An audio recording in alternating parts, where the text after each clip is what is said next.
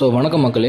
சமீபத்தில் ஒரு நியூஸ் வந்து பார்த்திங்கன்னா ரொம்ப ஷாக்கிங்காக வெளியே வந்திருக்கு. என்ன அப்படின்னு பார்த்தீங்கன்னா, நம்மளுக்கு ரொம்ப பிடிச்சமான ஒரு பேர் வந்து பார்த்திங்கன்னா ஜோதிகாவும் சூர்யாவும்.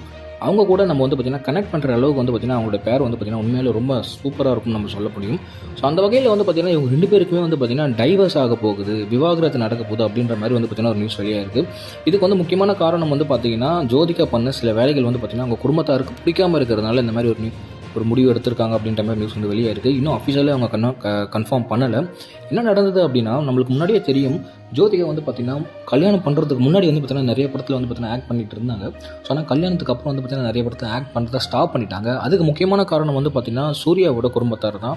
அவங்க வந்து இதுக்கப்புறம் நடிக்கக்கூடாது, நீ கல்யாணம் பண்ணிட்டா அப்படின்ற மாதிரி ஒரு ஆர்டர் போட்டதுனால வந்து பார்த்திங்கன்னா கொஞ்சம் கொஞ்சமாக ஸ்டாப் பண்ணிவிட்டு மூவி நடிக்கிறது ஜோதிகா விட்டுட்டாங்க.